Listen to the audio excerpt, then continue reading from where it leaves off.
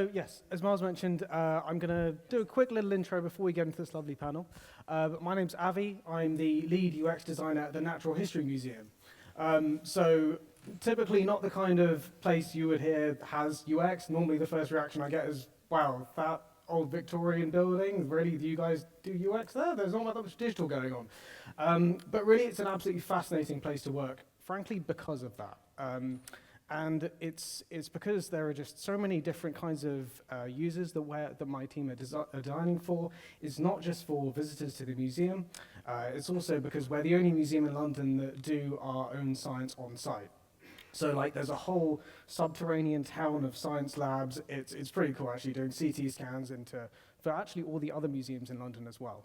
So our users aren't just visitors to the physical museum, it's also people who are academics, scientists, people who are looking to learn more about the natural world and also take action for the planet. Like that last bit, it's kind of what Hardy was alluding to earlier, part of a strategy that is not business driven, but we still need to try and push for it anyway and try to find that user alignment to it, which is always a bit of a struggle. But that makes it a really fascinating place to work because of the user base for my team, but also that means that there's also an equally deep level of stakeholders as well that we need to work with. And to align with all of these different stakeholders, you need great leadership. I lead a relatively small team. We focus on digital. There are only 8 of us, but everyone in my team is a leader. I'm definitely not the only one in the team who focuses on that side of things. But I guess there's a difference between leadership and management. And I guess that's what I wanted to start this off with, a bit softer touch than sort of the metrics that we were talking about earlier. But Hardy stole my intro, your little engagement with all of you guys about what is a design leader. So I'm going to twist it a little bit.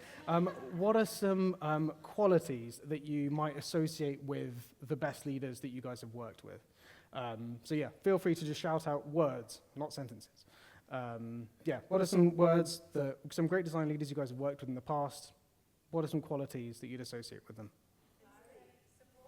Inspiring, supportive, honesty. Yeah, that is critical. Yeah, kindness. Yes, honesty, patience. Yes, honesty and patience, kindness. That's the trifecta, really, isn't it? But sort of getting to the point where you can give useful feedback that's actually honest and helpful to someone. Like, goodness, like that's a great leader right there. But one of the things, I mean, I stepped up to leadership only about a year and a half ago. I was a mid-level designer at a consultancy, and so I don't know what they did hiring me, honestly. I applied for the job and was like, okay, it's easy to apply on LinkedIn. They're probably not even going to reply. But you know, a few interviews and tasks later and everything, got in, had it landed, and realized that there was just so much potential at this place. And one of the books that really helped me to get there along the way, people around in the room might have heard of it if you are a leader, it's The Making of a Manager by Julie Zhu. Julie was head of product design at Facebook, and she really turned it from a small startup into a massive scale design team. It's packed full of really useful frameworks for building great one-to-ones, feedback, and building culture in an organization. But really the greatest learning for me came right at the beginning. And it's all about the fact that leaders are made, they're not born. Like, as you can probably tell, I'm not particularly charismatic. I was never a prefect at school, never a team sports captain or anything like that, definitely an introvert.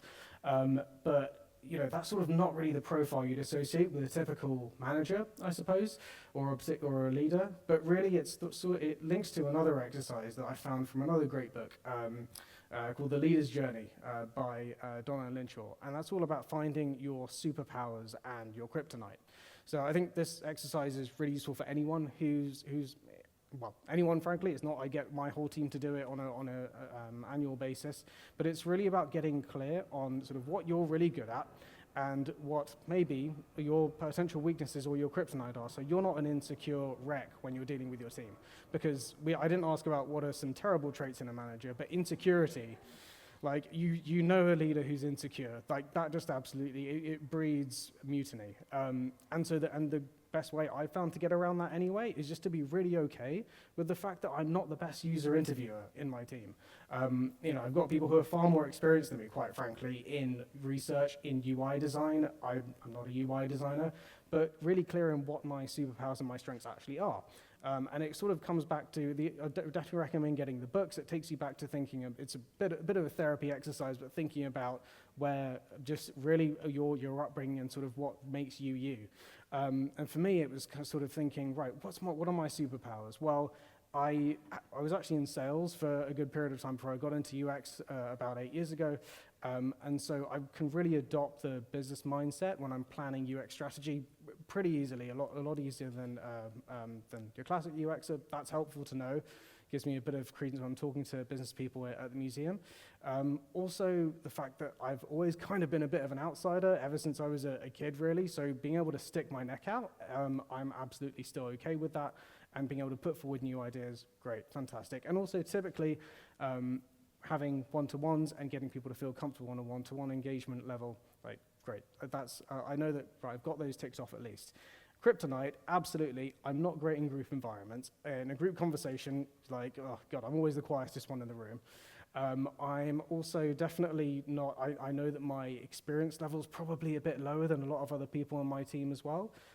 But really it's sort of thinking about sort of being comfortable with that secure, and that way it really just allows you to be able to celebrate the talent in your team and build a better design practice. So speaking of talent, I'm going to move on to the panel. So thank you very much. You all know them. But really, yeah, the first question I thought I'd like to start with, I feel like Hardy, you touched on it most, but I feel like there might be some bits to kick off from you. Thinking about, so UX, we've got a seat at the table, because we got our fucking seat at the table, as you said, we dragged it up, we got there. Still, there are probably a lot of leaders who are finding it difficult to still influence objectives, influence business strategy. Like if some of you guys have referred to metrics as a way to do that and aligning to those business metrics. But yeah, is there anything else that you would, any advice you might give to a leader who's struggling to get their UX strategy or their product strategy seen by the business? Yeah, I got maybe a non-conventional way of doing that as well. We touched on a lot of points about like tracking, intangible, ROI, culture, all that kind of stuff that we mentioned before. But being comfortable to be able to say what you're thinking takes a lot sometimes, especially in an organization that doesn't breed a culture of openness and transparency. So I like to say that grab a beer with the person that you are the most uncomfortable with, the stakeholder that you are uncomfortable with. Meet them at the coffee spot. Meet them somewhere. Start getting in conversation where much more casual conversations are happening, and you'll start to realize you get a little bit more comfortable with just approaching what you think in a conversation. Yeah, I guess it's back to classic sales techniques of building rapport, really, isn't it? You've got to connect with the person on a deeper level and building empathy. I guess we love to talk about empathy as user researchers. We don't like to do it as much internally with the business, really, do we? Don't like to take our own medicine. No. It's like a CEO that you never talk to, and then you have a great idea for something, and then they're stuck in their big boardroom, and you never talked to them before. You're gonna be a bit, I don't really want to go in there. But if you chat to them, good morning, hey, how's the coffee? How's your weekend? You start to get a little bit more comfortable to, hey, I got an idea. Can I get 20 minutes of yours like this week sometime? That becomes a situation where we can have that conversation. Yeah. And I guess, sorry, just sticking with you for a moment with especially consultancy, how do you find I suppose, build rapport when you go into a new pitch, or sort of when you're engaging a new client? Because obviously you're not in those places with them, those common places, until you're fully embedded. So yeah, any tactics for sort of when you're fresh into an engagement with a client? Yeah, when we're fresh into engagement, we flip it around. The pitch is both ways. The pitch is not one way. We have to understand if culturally we even align. So we don't just provide a pitch. We provide even like a 1 day, 2 day work discovery of how we work together, how we collaborate together. That's important for us. I mean, some people they're toxic. You can't help it. Why be miserable in your day? Work 6 months, 12 months working with that person. I mean, use the pitch 2 ways. If you are doing a new engagement, use it both ways. Yeah. Love that. Thank you so much. Christina, did you have any thoughts on sort of, you've got that seat at the table. How do you tend to influence the overall strategy more so than UX and research? Yeah, I work in a consultancy, so the delivery mindset is really key, and it's kind of in the sort of it's almost palpable in the the company that I work at. So you do have to we do have to sell ourselves internally as well as externally. So the way that I approach this is I make it clear to my team how they are individually and collectively responsible for the commercial success of the company, or whatever business goals they may be. So that might be making sure that your R&D plans align with release cycles, so you're not holding up things, and you're regularly reviewing progress, because delivering a roadmap on time and on budget is the best way to build credibility, and the best way to win more work, and all of these things impact sales and revenue and retention. So small things that you might not even think are important, like sharing your work to the wider company and making sure you have constant client visibility through regular updates and reporting. These, and in a language that they understand, these are all things that have commercial impact. So it's just making people clear that they have a part to play in it, and we all have a part to play in it. I think once you're clear on that, that makes it a bit easier. There's probably a lot more I could talk about it in a way, in the sense that you've got these skills, your team has these collective skills, you can package them in a way that addresses a business problem or helps them meet a business outcome. And so it's down to you to figure out how can you package them up in a way that helps you draw more out of your existing budget, or form new streams of work that can bring new revenue in. So it's just aligning and framing the business skills of your collective team to what your client or business is trying to achieve. Yeah, absolutely. And yeah, language is just so key. I mean, I don't know if anyone else sort of uses the word design with business stakeholders. I found it just easier to drop it completely. Design thinking, it was flashy with our C-level executives a few years ago. Not so much anymore. So yeah, I know Maeve, you also had some points around language as well, and use it with that at the C-level. Yeah, if you had any thoughts on how to use language for influence. Yeah, possibly controversial, especially given the nature of my talk, but don't be afraid to play politics. Because the reality is, once you get to a certain level, your metrics can go so far. You, tech, sales, market, all of you all have those metrics. Once you get to that level, sometimes it's just playing politics. And I don't want to say playing dirty, but read The Prince by Machiavelli. I just. But, you know, in some ways I don't.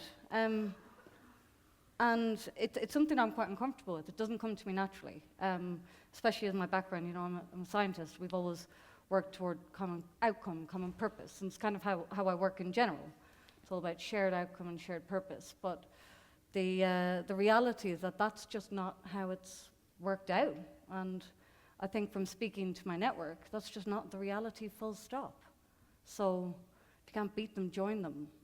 And some of the strategies I've kind of employed for that are, to allude to something you said, some people are just toxic assholes. Some people they're never going to buy what you're selling. They're never going to be fans of you. It's just, don't waste your energy with them. Find your allies. And I hate to, but it's true. The more powerful, the better. If it's the CEO, you go for them. Find your allies, deploy them, use those to your advantage. Don't mind with the messers. So, in summary, play the game. Thank you. So I think you need to make that into a keynote at some point. Fantastic. So yeah, switching gears a bit from the high-level strategy more to us as individuals and career development. So I think there's a mix of people in the room. You might be a senior leader at the moment, but you might be mid-level or even junior, thinking about one day getting into leadership. So if you could talk to your junior selves or mid-level selves a few years ago, what would be something you wish you'd known then that you know now about stepping into leadership, whether it's making that move or maybe busting some myths that you thought back then or are prevalent in the space right now about leadership. Who'd like to start on that? That's a bit of a tricky one. I'm sitting here thinking about my junior self, and I'm like, everything that's happened for the reason that I'm sat here at this point in my journey. Like, what I'm being an advocate of, I would say, to all people at that junior, midweight level, senior level, is take the risk and don't be afraid to stay in one place for too long, or not to quit and move on. Leave, become a leech of knowledge. Go everywhere and understand different situations, scenarios there are. Every organization is different. Every place is different. Every game is different. Be a leech of that in this world, and be not afraid to take the risk and just drop what you're doing to try something different.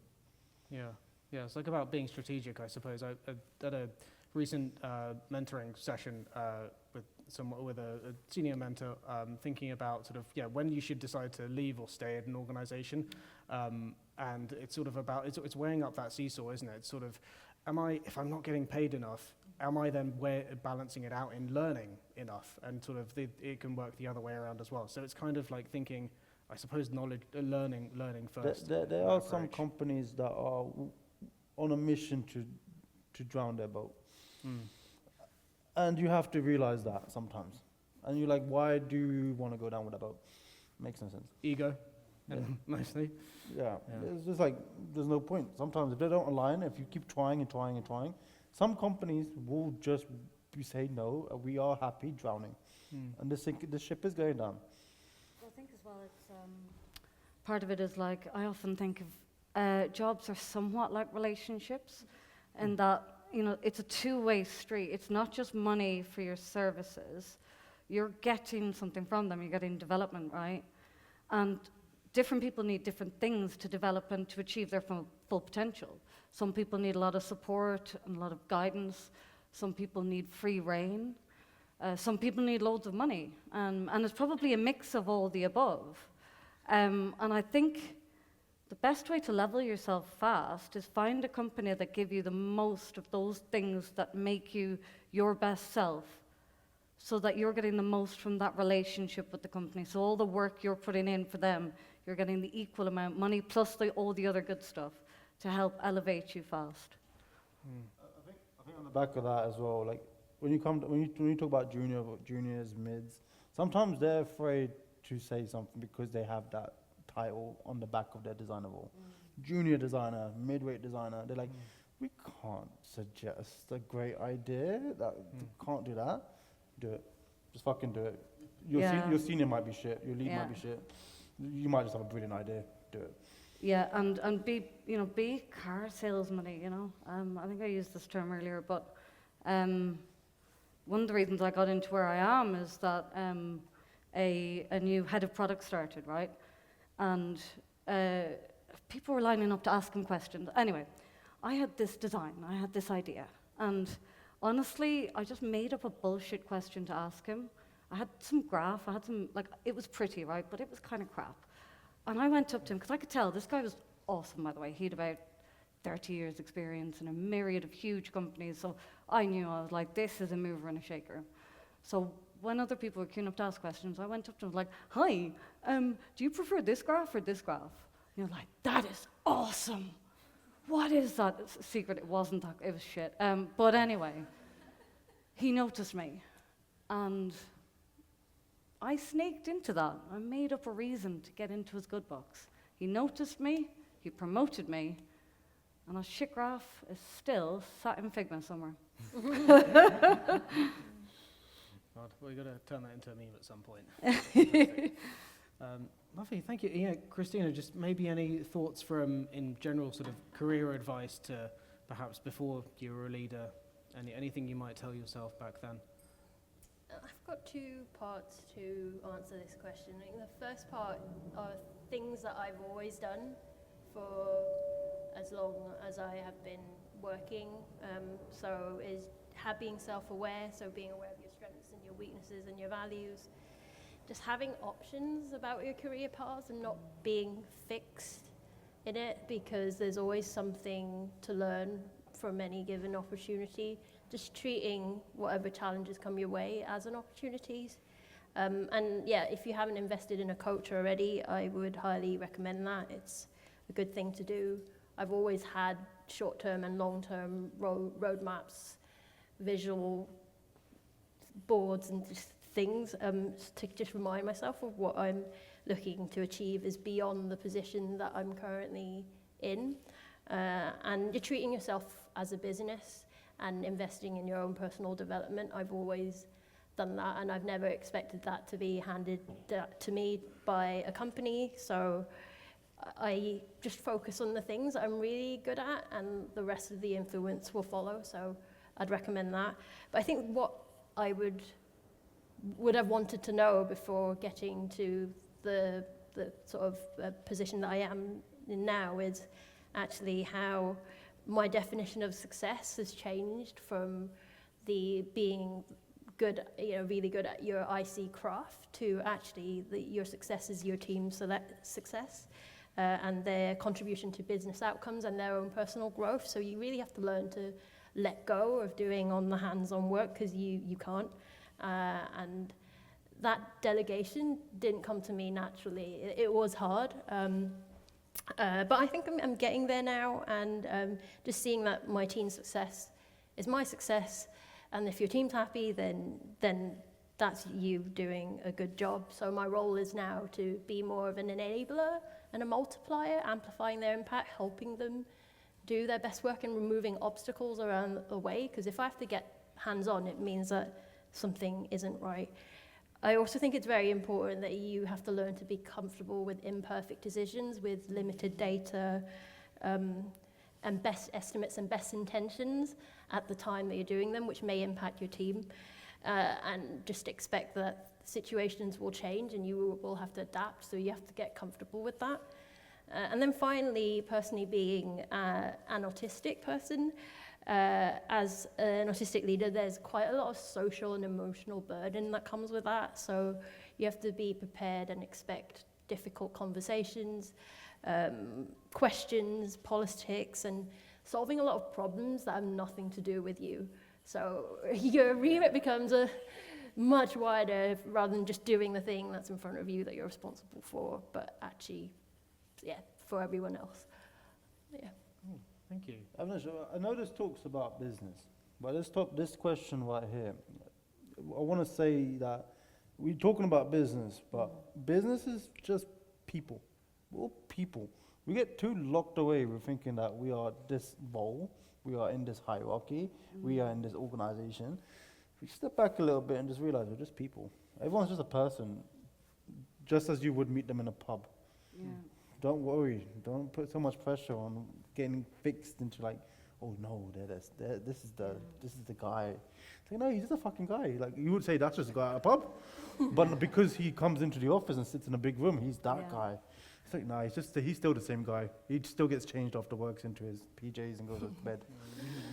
Yeah, and just to add to that, a lot of people are wildly successful by accident. Yep.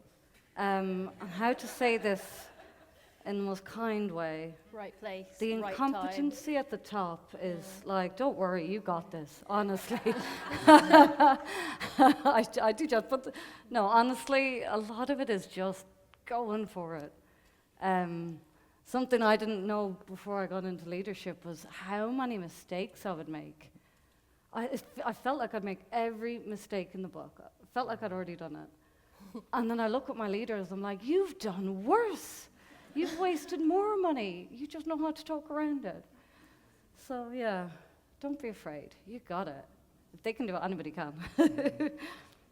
Yeah, absolutely. Yeah, being comfortable with failure, and I suppose thinking of it as framing things as an experiment, because there's inherent risk in everything, really, isn't there? That's part of the way you frame things to business as well. Like, it's not going to go perfectly every time.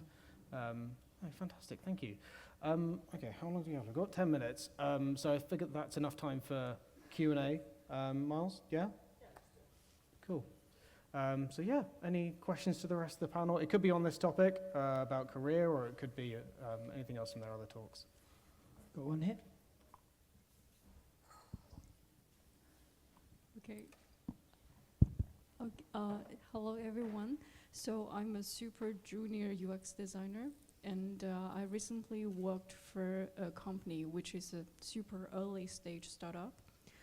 And the way I was working there made me feel super, super bizarre, because like the lead just gave me the UI job for me to do. Even I got hired as a UX designer, and they tell me to do a screen, and very quickly. And then I've done the screen without the research, and nobody mentored me. And afterwards, I didn't really know how to write that into my case study, because every day I'm doing just a UI job. And sometimes when I review the screens they designed before, it's quite like unbelievable how shit user flow it was. So, yeah, so I mean, like, I've been working for them for like 6 months, but when I'm writing a case study, I feel like I'm just making up stories every day. I'm like, why they're doing this and what I'm doing here. So I feel super overwhelmed. I'm not sure like if anyone else experienced this before. On that point, if you're writing your case study, Yeah. I'm assuming the case study is to get another job, right? Yeah. Just be honest, be like, oh, these are fucking crazy people, I need another job. Yeah, but I don't think recruiters would like to hear the Working- fact, right? Because I think like people told me that you just need to decorate yourself. No, I look at a lot of portfolios constantly from a lot of different varying levels. I can tell bullshit, and as soon as I can smell bullshit, I'm like, nah. I value the honesty of, this is how it was. I tried my best in the uncomfortable situation that you were in, and this is what I did because for the sake of progressing stuff. Be honest with it. And Yeah. the things I'd have done differently section, Yeah. add in what research you would have done, what would have been, and be specific, not just like 5 interviews. What would your research question have been? Maybe pretend some interviews in that part. If I heard this in an interview, I'd have done this differently. I'd have used this different method. So it's kind of like in my case study, I have a invisible PM. I have invisible developers. I'm just like trying to understand how a normal team works, and then I make up the characters. I feel like I'm so tired. Yeah. And by the way, I've been there. And justly, you know, of course, like we all need money, right? Don't just leave. But there are better places out there. And it's kind of classic. It's, you know, I've been in that position where I was expected to turn around UI within a couple of weeks, no research. An approach I took was just doing research, screw them, reaching out where I could. But I appreciate that's not always possible. So, yeah, speak about what you would have done. And I also go through quite a lot of portfolios I'm hiring at the minute. And even if people can just show hypothetically what they would have done, that can often be enough, you know. Okay, thank you very much. Thank you. I might also just follow up on a thought I had from Maeve's piece on proxy metrics as well. Obviously, you don't want to put forward your opinion saying, just in case your manager reads you this article being like, right, he's got no fucking idea what he's doing. Could you use user feedback or metrics as proxies almost? So you're not the one who's coming forward and saying this is a terrible flow. And then go and then use that as evidence to support your point as to what you would do better next time. Yeah. I think the fact that you know it's bad is great, right? Yeah, go ahead. So like I recently have been using the ADP list, and every time when I iterate my portfolio and case study and show to the new mentors, every time I feel like I got a new requirement from my audience. I need to make up another character, like, because this time they told me that I have to write something about success metrics. I'm like, oh, we don't have it. Oh, Like, you what don't- should I you know do? what, I will say this, and I don't know if you've noticed this. Every design out there, by the way, has 80-90% adoption rates that they impacted in 3 months. It's wild, right? People are damn good at measuring. or they're making stuff up on the sly. All I'm saying is, don't sweat it too much. If you can show some tangible result, that's awesome, because we can spot the bullshit, just to reiterate what Hardy said. Some of the best junior midweight designers I have hired had no portfolio. And it goes to show that just present yourself in a situation. If you can get in front of someone to show your passion and your drive and your want to succeed and grow as a designer, sometimes that's enough for that level. I think we overburden ourselves with putting too much pressure on, like, you need to have this in your portfolio, you need this, you need that. End of the day, you're there to learn. You are there as an asset for yourself to learn and grow. Yeah. You're welcome. Very good answers. Thank you, everyone. Any other questions from the audience? Awesome. Coming. Hi, Hardy. Oh my God, I'm speaking on a microphone. Cool. So you said a beautiful sentence before that could be used to persuade stakeholders. If we have X amount of dollars on a design system, it will save us X amount in time moving forward. How do I calculate the X's? So in terms of X amount, so you can calculate that every designer working per day is a cost to it. So the company is paying that designer per day. Then you work out how long it took that designer to make that one page. Sometimes it takes them 3 weeks, 4 weeks to keep making pages from scratch.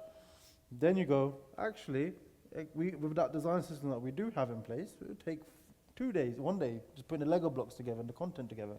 Then you can calculate the days that it cost if you didn't have a design system and the days that it took with a design system, and you have your figures.